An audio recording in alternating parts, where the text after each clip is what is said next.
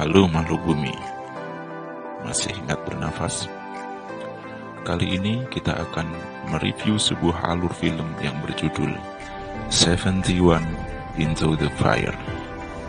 Film ini berkisah tentang perjuangan 71 pelajar Korea Selatan yang terpaksa harus ditugaskan menahan gempuran tentara Korea Utara di sebuah gedung sekolah di sebuah kota yang bernama Pohang. Sebelum kita lanjut ke alur filmnya, kembali kami ingatkan untuk yang belum subscribe, segera subscribe dan klik lonceng notifikasinya agar kalian tidak ketinggalan konten dan informasi anfaedah dari kami.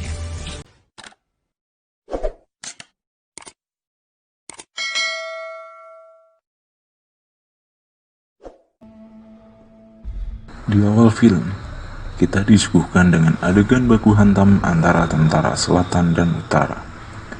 Kemudian, kita ditampilkan adegan dua orang pemuda yang sedang membopong seorang kawannya yang sedang terlihat asyik merintih menikmati luka di sekujur tubuhnya. Salah satu pemuda tersebut adalah tokoh utama dalam film ini. Sebut saja namanya Slamet. Kemudian si Slamet dipanggil komandannya yang bernama Kapten Kang untuk mengirim amunisi ke peleton 3 di garis depan. Di scene ini kita dapat simpulkan kenapa kita mengganti nama salah satu tokoh utama di film ini. Ya, karena dia sering selamat dalam keadaan yang sangat chaos tersebut. Mulai dari serangan mortir, ledakan mobil, sampai spray down dari senapan mesin ringan pasukan utara pun tak ada yang berhasil membuat damage yang berarti baginya. Karena kalah jumlah dan pasukan utara yang sangat barbar ngeras pasukan selatan, akhirnya Kapten Kang dan anak buahnya berhasil dipukul mundur oleh pasukan utara.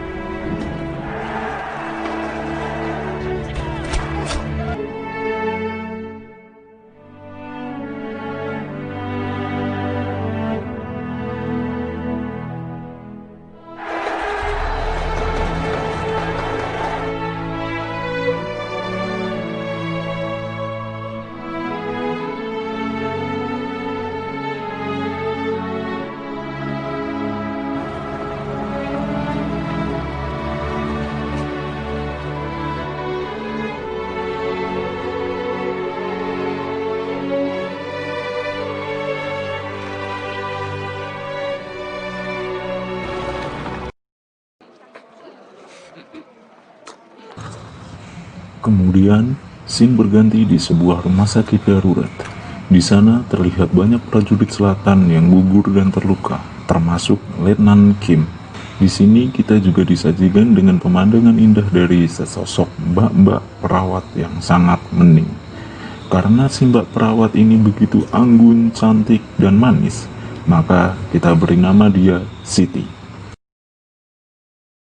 Terlihat Siti sepertinya mempunyai hasrat terpendam kepada Slamet, tapi Slamet yang masih shock akibat tewasnya Kapten Kim di hadapannya menjadi acuh terhadap Siti. Kapten Kang kemudian datang ke markas Divisi 3 untuk menemui komandannya. Dia sangat marah kenapa pasukan bantuan tidak kunjung datang, dan malah justru kompinya diperintahkan untuk mundur. Kemudian si komandan menjelaskan bahwa pasukan bantuan diperintahkan markas besar untuk meng-backup divisi lain. Jadi divisi 3 mau tidak mau harus beralih fokus ke daerah Nakdong. Merasa Pohang yang merupakan daerah strategis, Kapten Kang bertanya siapa yang akan mempertahankannya. Dan si komandan memutuskan untuk menunjuk tentara pelajar sebagai benteng terakhir di Pohang. Scene berlanjut di sebuah gedung sekolah di kota Pohang. Terlihat beberapa truk datang membawa puluhan tentara pelajar. Kemudian disusul sesosok polisi random yang membawa 3 pemuda napi yang terjerat kasus maling ayam yang akan turut bergabung bersama tentara pelajar tersebut. Sebut saja mereka bertiga bernama Bobo, Ubud, dan Momot. Semua tentara pelajar yang berjumlah 31 orang tersebut kemudian dikumpulkan dan dibriefing oleh Kapten Kang. Di sana dijelaskan tentang tugas mereka di Pohang dan Kapten Kang yang menunjuk Slamet sebagai komandan peleton mereka. 이 앞에는 오장범이 한다. 저기요. 뭐야? Sempat mendapatkan protes dari Bobok dan kawan-kawan. Kapten Kang kemudian menjelaskan bahwa pemimpin mereka harus punya pengalaman bertempur. Ya, sekalipun pengalaman Slamet hanya sebatas kurir amunisi dan merepotkan senior-seniornya. Kemudian scene berganti ke halaman sekolah. Para pelajar tersebut sedang latihan menembak. Namun, karena pengalaman bertempur mereka hanya sebatas tawuran dengan anak PAUD, maka hasilnya bisa kita lihat sendiri. Skill menembak mereka nggak jauh lebih baik daripada bot di PUBG. Kesal karena udah habis peluru sekarang tapi nggak ada yang pas sasaran. Momot akhirnya menunjukkan skill andalannya, yakni lempar pisau sembunyi tangan. Alhasil, para teman-temannya pun terkejut dan terheran-heran. Setelah latihan menembak, trio kampret terlihat sedang asik makan kentang dan Ubud sedang asik menghisap rokoknya. 주디가 몇 개인데 이거 갖고 한 보름이나 가겠나 이거?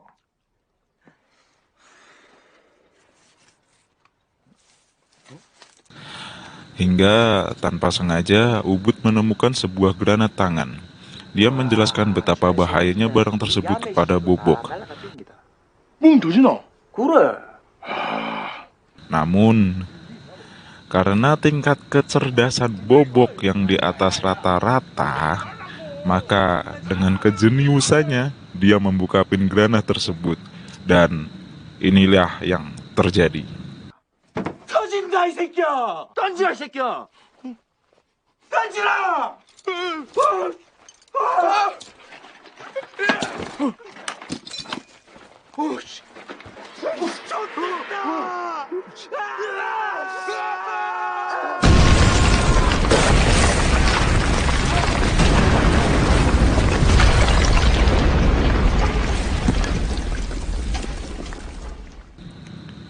Semua persediaan makanan di gubuk tersebut hancur lebur jadi perkedel.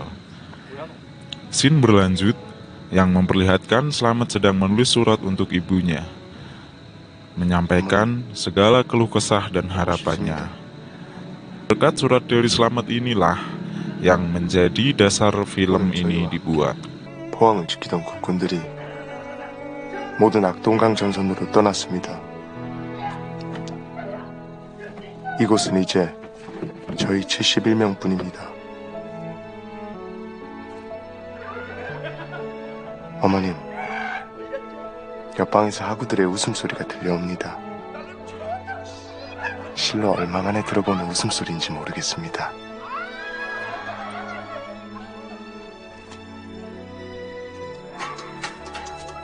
저 하구들의 웃음소리가 사라지지 않도록 지켜주십시오. Tiba-tiba salah satu tentara pelajar yang sedang bertugas di luar sana membangunkan Slamet dan melapor sepertinya ada sekawanan tentara utara yang sedang melakukan rotasi. Penasaran dengan cerita selanjutnya? Nantikan part 2-nya.